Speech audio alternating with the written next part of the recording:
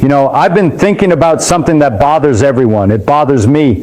It probably bothers you, especially if you've got a few gray hairs or if you've just realized that Christmas seems to come around every 3 weeks now. When you were a kid, a summer afternoon lasted forever. It was an eternity. You could go out, catch a frog, build a fort, have a war, make peace, and come home, and it was still only 2. But now you blink and you're 30. You blink again and you're 50.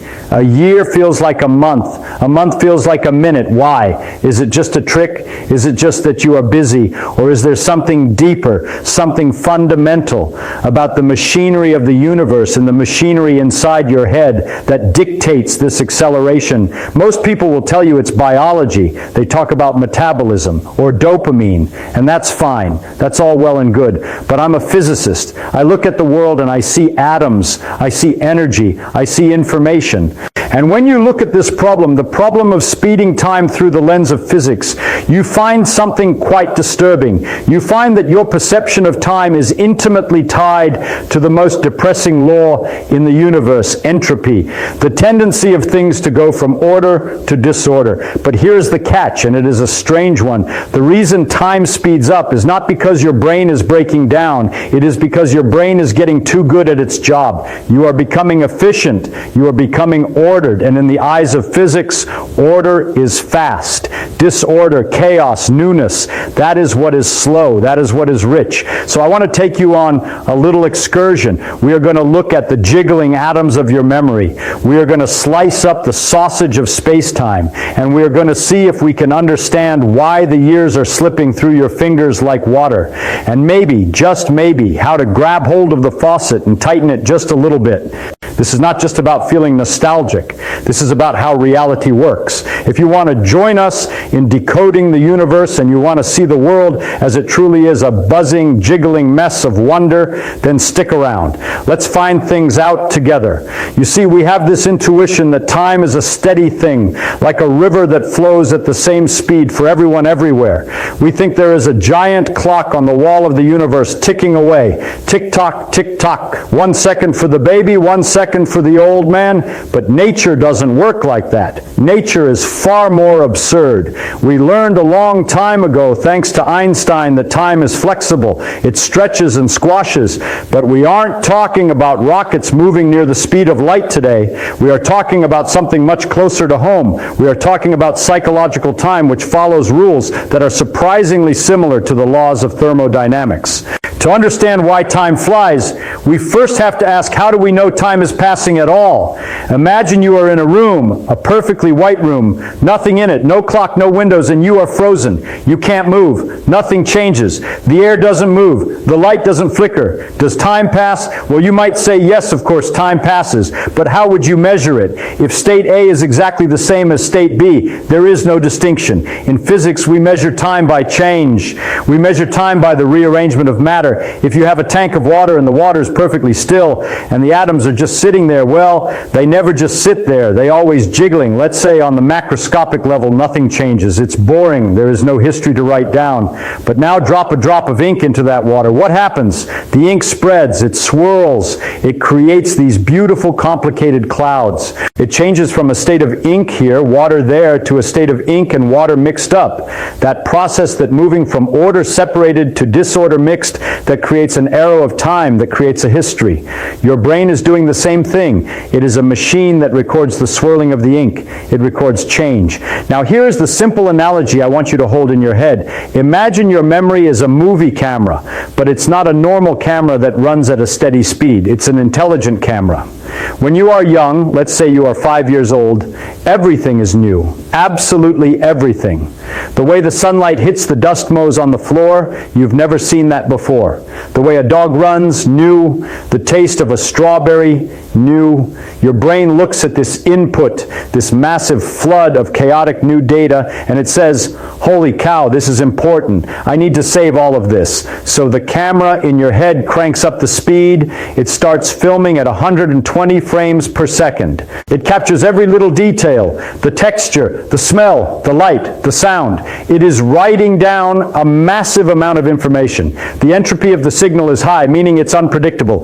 Now, fast forward, you are 40, you wake up, you brush your teeth. You brush your teeth 10,000 times. You drive to work. You've driven that road 3,000 times. You sit at your desk. You know exactly what your boss is going to say before he says it. Your brain looks at this input and says, I know this pattern. I don't need to waste energy writing this down. I've got this on file already. So what does the camera do? It slows down. It drops the frame rate. It films at 2 frames per second. It takes a snapshot of you brushing your teeth, then a snapshot of you arriving at work, then a snapshot of dinner. It cuts out the middle parts. It compresses the data. Now here's the kicker. Here is where the illusion happens.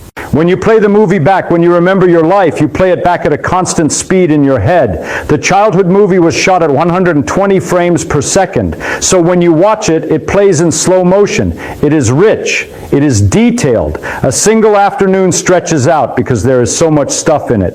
The adulthood movie was shot at 2 frames per second. When you play it back, it looks like one of those old silent films where people are running around frantically. Zip, zip, zip. A whole week goes by in a blur. You drove to work, you came home, you slept, that's it, 3 frames. You see, the physics of information tells us that the perception of duration is proportional to the amount of new information recorded.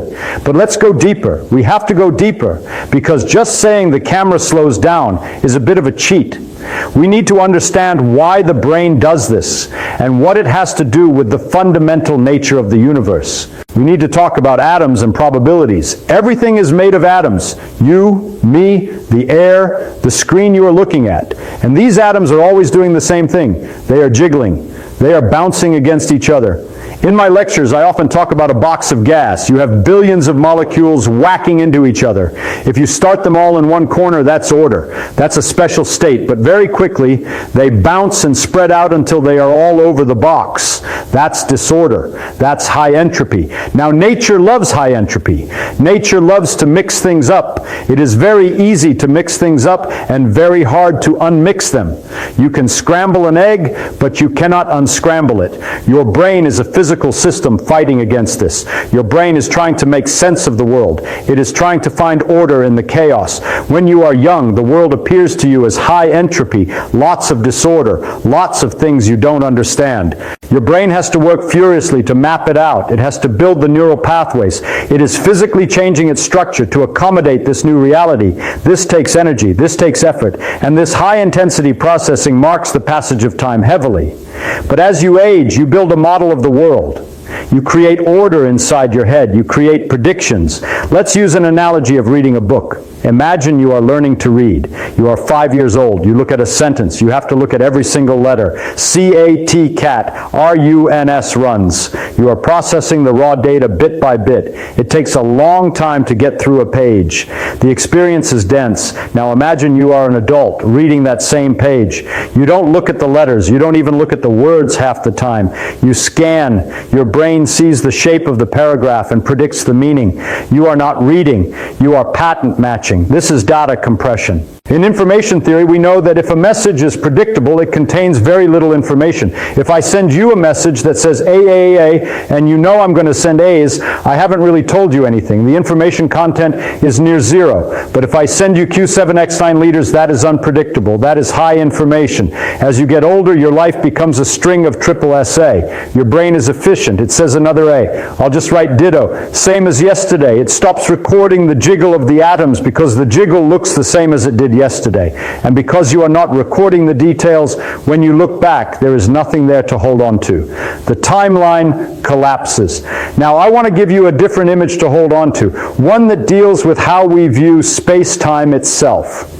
In physics, we often think of space-time not as a flowing river, but as a block, a solid block of existence, past, present, and future, all existing together. Think of it like a sausage, a long infinite sausage. If you slice the sausage, each slice is a moment in time. Now, if you look at the sausage of a young person's life, the ingredients are wild. One slice has a chunk of pepper. The next slice has a piece of garlic. The next has a distinct texture. Every slice is different. When you look at the stack of slices, you can distinguish them easily. You can say, this is the slice where I fell off my bike, and this is the slice where I tasted ice cream. But look at the sausage of a routine life. It's processed meat. It's uniform. Every slice looks exactly like the one before it. If I show you slice number 4,000 and slice number 405, you can't tell the difference. They are identical. In the physics of information, if two states are identical, they are effectively the same state. So your brain, in its infinite wisdom, merges them. It takes those 5 years of routine, 5 years of the same commute, the same breakfast, the same TV shows, and it squashes them into one single thin slice of memory-labeled work. You didn't lose the time. You just didn't record it. You didn't give the atoms a chance to jiggle in a way that was worth saving. This brings us to something very interesting about the arrow of time. We usually say time moves forward because entropy increases. Things get messier. But inside your head, as you age, the entropy of your new memories decreases. You are not generating new disorder. You are generating order. You are generating patterns. And while order feels safe, while order feels comfortable, order is the thief of time. It's paradoxical, isn't it? We spend our whole lives trying to get our act together. We try to organize our lives, stabilize our careers, get into a routine so we aren't stressed. We try to reduce the chaos.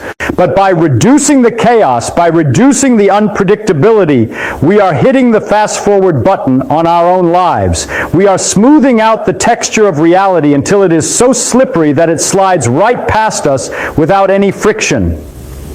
Friction. That's a good word for it. When you're young, life has friction. You don't know what you are doing. You are bumping into things. You are making mistakes. You are embarrassed. You are excited. That friction generates heat. It generates data. It stretches time. When you are old and comfortable, you are frictionless. You glide through the day. And because you glide, you don't feel the movement. You know, relativity tells us that if you move fast through space, you move slow through time. But this psychological relativity is the opposite. If you move mentally fast through your day on autopilot with zero resistance, you move fast through your life. This is a little frightening.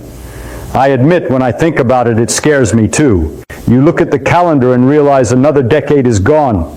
But this isn't just about doom and gloom. Understanding the mechanism means we can tamper with the mechanism. We can hack the system. If the brain measures time by the change of state, and if the brain compresses data that is predictable, then the solution to slowing down time is obvious. It is not about living longer. It is about increasing the density of information in the time you have. You have to inject chaos back into the system. You have to force your atoms to jiggle in new patterns. If you drive the same way to work every day, your brain sleeps. Drive a different way. It's inefficient. It takes longer. Good, that's the point. You want it to take longer. You want to force your brain to wake up and look at the street signs again. If you eat the same food, brush your teeth with the same hand, talk to the same people about the same politics, you are essentially dead already.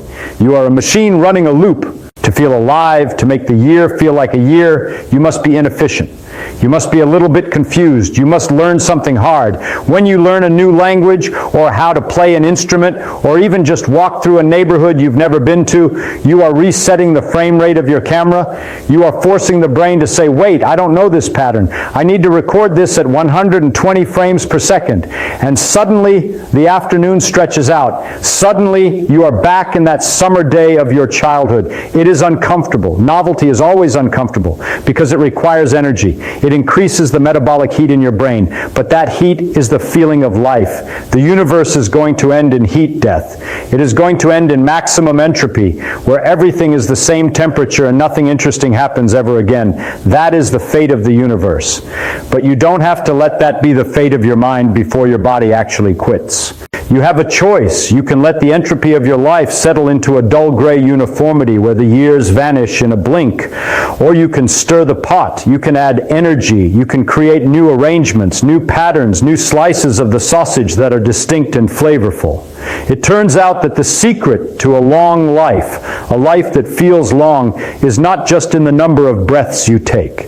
It's in the number of times you take your breath away with something new. It's about refusing to let the atoms settle. So, here is my challenge to you. Don't let tomorrow be a ditto of today. Don't let your brain compress your life into a single frame. Go out there and make some noise. Jiggle the atoms. Confuse your own circuitry. Because if you don't, you'll blink and the show will be over. This world is a fantastic, crazy, complicated place. It is filled with layers upon layers of mystery. And the biggest tragedy is to walk through it with your eyes closed because you think you've seen it all before. You haven't. You really haven't. If you want to keep exploring these mysteries with us, if you want to keep peeling back the layers of the onion to see what's underneath, hit that subscribe button. Let's keep asking why, and let's keep finding things out. See you next time.